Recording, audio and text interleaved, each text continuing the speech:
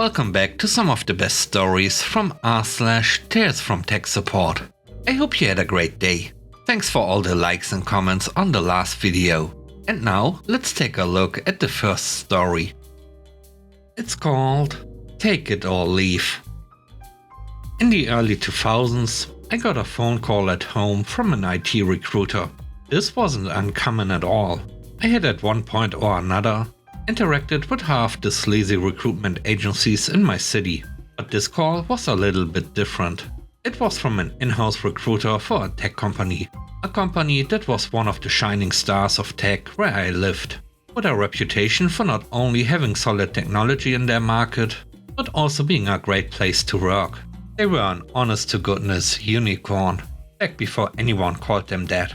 I'm calling because Lynn gave me a copy of your resume.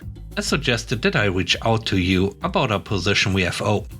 A box standard HR introductory call followed, where I found out that they were looking for a lead Windows sysadmin for their internal IT department. Now, this confused me, because Lynn was my lead, albeit through a dotted line. Let that sink in. My boss sent my resume to a recruiter without my knowledge or permission. Obviously, this was something that warranted further investigation. So I called Lynn. Apparently, she had just interviewed at Cool Tech Company and didn't get the job. On the thanks, but no thanks call from HR, she told the recruiter something to the effect of, "Well, that's too bad, but I know someone else you need to talk to. He's better at this stuff than me, and I think he'd love working at Cool Tech Company." And then she sent over my resume, which she had from when she referred me for an internal hire job in another division of the telco we both worked at. When I asked her why she did that, she just said, "You have to trust me on this one." I can't say more.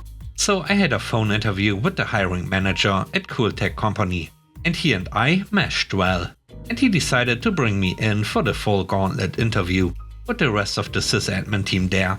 Around this time, I got a meeting request from Jim, who I hadn't really interacted with a lot since the time he tried and failed to fire me.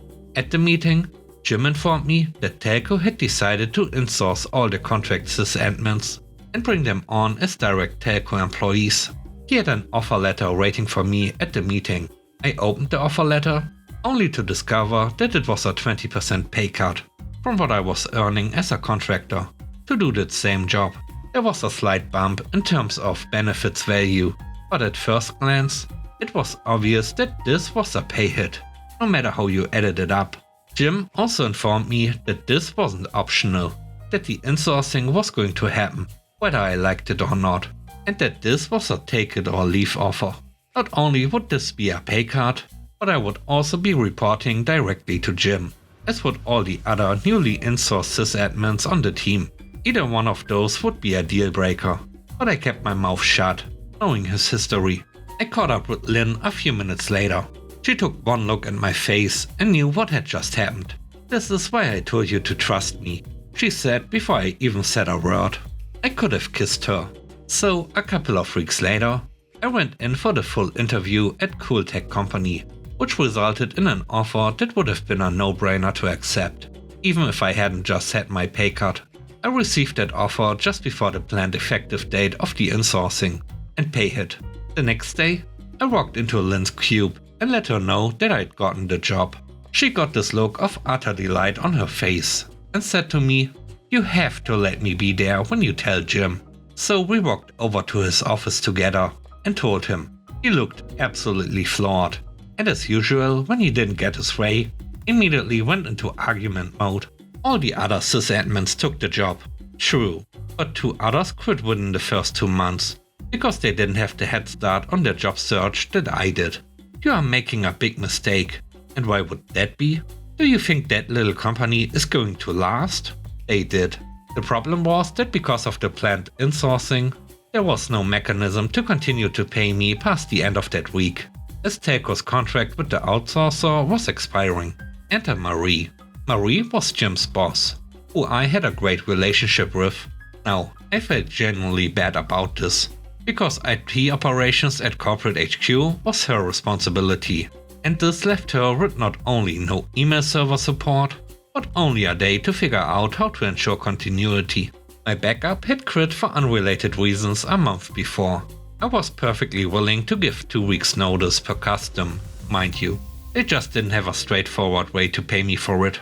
So Marie called me into her office after Jim had left for the day. I told her that I was already in the interview process at the time Jim gave me the offer. I left out the whole part about Lynn, and the fact that it was such a big pay cut made it a no-brainer to continue the process. Marie had an utterly stunned look on her face, and she said to me, "Pay cut? You're always supposed to be kept at parity." What I found out later, from my mole Lynn, was that Jim neglected to relay that instruction to company HR. When they were preparing the offer letters, they prepared the offers at what HR deemed to be market rate, which in this case was a substantial pay hit. I never found out if he did that on purpose, but given that he'd complained in the past that he thought we were overpaid for what we did, I'd be willing to hazard a guess that he did. Anyway, even though Marie upped the offer to match my current pay rate, so much for take it or leave, and promised that I'd be reporting to her given my past history with Jim, I still declined as my new job had a lot more long-term opportunities. I ended up taking the job at the telco, just long enough to work out my notice period. HR was very confused at my exit interview when I noticed that I'd been with the company for only 9 working days. Incidentally, I ended up staying at Cool Tech Company for over 8 years. It was the best career move I ever made. My only regret about it was that I was never able to get Lynn a job there. On the other hand, Marie stepped in and took away all of Jim's supervisory responsibility over the sysadmins, sticking him in a strict technical role. He lasted a few months after that and bailed out to a much smaller company. The next story is called Company-Wide Email. I witnessed this astounding IT meltdown around 2004 in a large academic organization. An employee decided to send a broad solicitation about her need for a local apartment. She happened to discover and use an all-employees type of email address that included everyone, and by everyone, I mean every employee in a 30k employee academic institution. Everyone from the CEO on down received this lady's apartment inquiry. Of course, this kicked off the usual round of, "Why am I getting this?" and "Take me off the list." And everyone stopped replying responses. Each reply all to all employees. So 30k new messages. Emails started to bog down as 500,000 messages appeared into mailboxes. IT fail number 1, not necessarily making an all-employee email address. That's quite reasonable, but granting unrestricted access to it. But that wasn't the real problem. That incident might have simmered down after people stopped responding. In a 30k organization, lots of people go on vacation, and some of them, let's say 20, remember to set their email to auto-respond about their absence. And the autoresponders responded to the same recipients, including all employees. So every "I don't care about your apartment" message didn't just generate 30,000 copies of itself. It also generated 30,000 times 20, so 600,000 new messages. Even the avalanche of apartment messages became drowned out by the volume of "I'll be gone till November" auto-replies. That also wasn't the real problem, which again might have stopped all by itself. The real problem was that the mail servers were quite diligent. The autoresponders didn't just send one MRA message. They sent an MRA message in response to every incoming message, including the MRA messages of the other autoresponders. The autorespons avalanche converted the entire email system into an Agent Smith-like replication factory of array messages, as autoresponders incessantly informed not just every employee, but also each other about employee status. The email systems melted down. Everything went offline. A 30k wide enterprise suddenly had no email for about 24 hours. But that's not the end of the story. The IT staff busied themselves with marking out the mailboxes from these millions of messages and deactivating the autoresponders. They brought the email system back online, and their first order of business was to send out an email explaining the cause of the problem, etc. and they addressed the notification email to all employees. This was IT fail number 2. Before they sent their email message, they had disabled most of the autoresponders, but they missed at least 2. The third story is called Computer Password. I work at a local authority on the help desk. Social workers are the bane of my existence, but you learn to cope with their general incompetence as part of the job. But sometimes they can still surprise you. This happened today. We use a generic username for most of our computers, so that people can log onto the machine. Then from there, they log into Citrix to work. Everyone knows the username and password for this. It's literally written on the walls in most areas, because the only thing it can access is another login page, so it isn't a security issue. Most of these accounts stay logged on at all times. To save confusing the geniuses that work here, a guy rang up, said hello, and asked for the generic login details. So, what's the username? It's computer. So, is that the asset number of the PC? No, it's just the word computer. And then / my name? No, it's the word computer, nothing else. And what's the password? It's P4SS word. As in, the word password with a capital P, but you replace the A with a 4. So it's password 4? No, it is not. It is P capital 4 S S W O R D with a capital P at the beginning. Everything else is lowercase. Okay, so the username is computer P4SS word. What's the password? No, the username is computer. The password is P4SS word. That's everything. Just 2 words. 2 boxes, 2 words. The genius started typing. It didn't work. I typed in password, but it said it's incorrect. Spell out what you typed for me, please. P-A-S-S-W-O-R-D.